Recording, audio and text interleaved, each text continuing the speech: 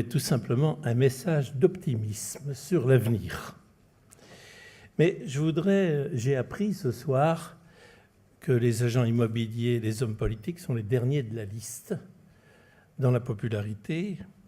Et je voudrais renverser la charge de la preuve et rappeler ce que disait Démosthène. Démosthène disait « Un bon citoyen doit préférer les paroles qui sauvent aux paroles qui plaisent. » Hélas, on peut dire, lorsqu'on voit les 40 dernières années, que ce ne fut pas toujours le cas. Donc on peut aussi retourner aux citoyens ses propres problèmes. C'est tellement vrai d'ailleurs que je me souviens, après les élections législatives de 1997, un grand historien mort quelques semaines après, qui s'appelait François Furet, avait dit cette réflexion: j'ai écouté les élections législatives, j'ai débattu, je vois que sur l'emploi, la droite n'a pas dit grand-chose de peur de déplaire, et la gauche a dit des choses fausses pour plaire. Nous sommes toujours un peu dans cette direction. C'est la raison pour laquelle, c'est vrai, moi j'ai été élu pendant 39 ans parlementaire, et mon meilleur résultat fut, après 5 ans de ministre de l'Agriculture, avec Raymond Barre, qui me disait toujours « Pierre, tu ne travailles pas pour le court terme, mais pour le long terme. Je n'accepterai aucune proposition électoraliste qui ne vise pas le long terme. » Malheureusement, il n'a pas été élu. J'ai fait ce travail pendant 5 ans et c'est en effet en 81 que j'ai eu le meilleur résultat au premier tour, avec 72% des voix dans une circonscription ouvrière et avec aussi des agriculteurs. Alors mon message d'optimisme, c'est d'abord pour vous remercier. En 1986, la crise du logement était sévère, les licenciements nombreux, et moi, licencier des jeunes qui ont choisi le bâtiment, c'était intolérable, parce que ce n'est pas le métier le plus considéré, et à cette époque, ni le mieux payé. Et donc, grâce à votre intelligence et à votre courage, vous avez su unir toutes les professions, et puis dégager 2 ou 3 priorités, qui nous ont permis rapidement de relever la construction et le nombre de logements construits, même si on nous a dit trop de petits logements, pas assez de moyens et de grands logements. C'est vrai, mais nous étions dans une période où le nombre de divorces croissait et il y avait beaucoup de ruptures familiales, il fallait les régler. Alors j'ai parlé d'optimiste, je ne suis pas beaucoup sur le logement aujourd'hui. Nous avions une réunion avec le préfet. Je suis dans un bassin d'emploi de 80 000 habitants, avec une progression démographique de 1,6% par an.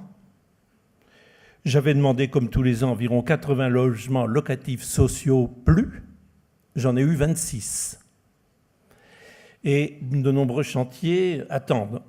Je pensais être dans le Duflot, comme j'avais été les 3 dernières années dans le cellier du fait de la forte progression démographique, pas de Duflot. Et je m'aperçois qu'en PLS, les banques disent non depuis 3 mois, parce que la négociation, me dit-on, n'est pas terminée entre les banques. Alors si vous pouvez nous y aider, parce que j'ai des craintes pour le secteur du logement et pour les licenciements. Alors moi, je veux poser 2 questions. Y a-t-il aujourd'hui en France des voies de réussite, à la fois pour le pays, pour les territoires et pour la politique du logement? Ma réponse est oui. Et ma deuxième question, sommes-nous condamnés au déclin? Ma réponse est non. Le problème, c'est un optimisme de rigueur. Et l'histoire nous apprend que pour gagner les batailles de l'avenir, il faut à la fois, je dis bien à la fois, comprendre les changements pour mieux les anticiper, fixer au pays, disons, de l'optimisme pour intégrer les mauvaises nouvelles et fixer un cap, réduire les blocages et mobiliser les énergies. Très rapidement, je viens sur ces 4 points, parce qu'ils vous concernent directement. Comprendre les changements. 3 événements ont changé la face du monde dans les 30 dernières années. Si je vous demandais quel est l'événement qui a le plus changé la face du monde, que diriez-vous? Je ne vous vois pas, c'est désagréable, mais je vois le premier rang, alors je pose au premier rang. Internet, certainement. Le mur de Berlin, certainement. Mais pour moi, le plus important, ça va vous paraître important, c'est la phrase de Deng Xiaoping, qui avait dit ceci, que le chat soit noir ou gris, peu importe, pourvu qu'il attrape les souris. Et nous avons changé de régime, et nous sommes passés à l'économie de marché en Chine, avec toutes les conséquences aujourd'hui sur l'économie du monde. Le deuxième événement, bien entendu, je ne vais pas y répéter, vous l'avez dit tout à l'heure. Alors face à ces événements qui ont changé la face du monde, nous sommes face aujourd'hui à 3 enjeux. La mondialisation, elle est incontournable. Elle a permis de sortir de la pauvreté plusieurs centaines de millions d'habitants. Simplement, elle exige de nous aujourd'hui un effort de compétitivité de notre économie. Deuxième enjeu, le vieillissement. Il nous impose de maîtriser mieux les dépenses publiques et de réduire certaines dépenses publiques.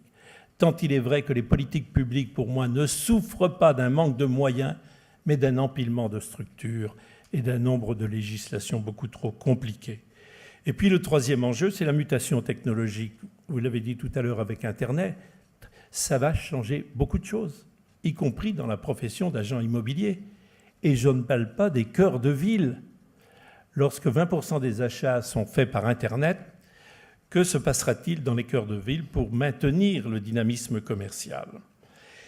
Ma conclusion sur ce premier point, c'est que dans le monde d'aujourd'hui, il ne peut pas, chers amis, d'avoir d'exceptions françaises qui permettent d'avoir tout à la fois les 35 heures, le régime social le plus complet du monde et l'État-providence le plus développé, et en même temps la durée de retraite la plus longue de tous les pays européens.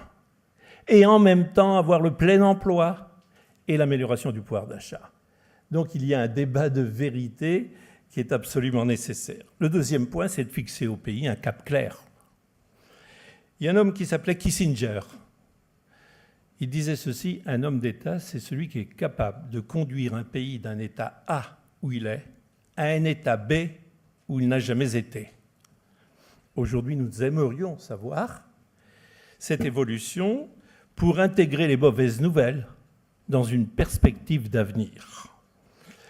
Et pour moi, il y a 2 chiffres qu'il faut intégrer et en tant que président de la Commission des affaires sociales, je n'en avais pas conscience. Ces 2 chiffres sont extrêmement, pour moi, significatifs.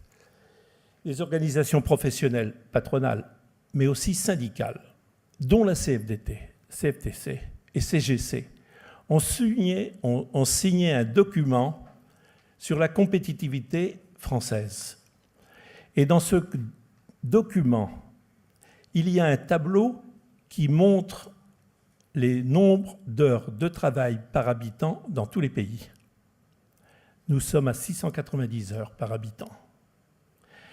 L'Allemagne et les pays de l'Europe et de l'Union européenne sont en moyenne à 770 heures.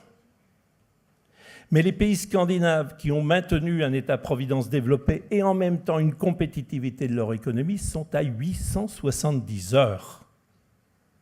Ça fait réfléchir, vous pourrez me dire, mais pourquoi vous n'êtes pas passé quand vous étiez au pouvoir ? On peut y revenir. Le deuxième élément qui fait réfléchir, ce sont nos dépenses sociales. Elles ont permis de protéger mieux les Français pendant la crise. Mais lorsqu'on regarde l'évolution des dépenses sociales en 25 ans, la France a consacré 6,1 points de PIB supplémentaires pour ses dépenses sociales. La moyenne des pays de l'Union européenne, 2,4 points.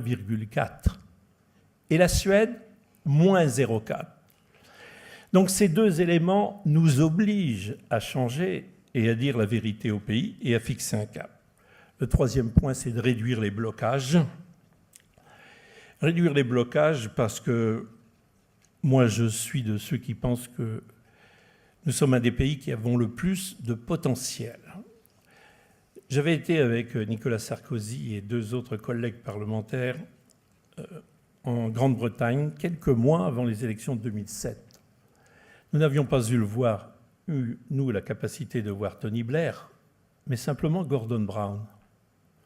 Et je me souviens toujours de la dernière question que nous avait posée Gordon Brown. Il nous avait dit « Il y a une chose que je ne comprends pas en France. Expliquez-moi le pessimisme français. » Et il alignait nos atouts. Vous avez des grandes entreprises mondiales encore, et nous ne les protégeons pas assez, nous les critiquons trop.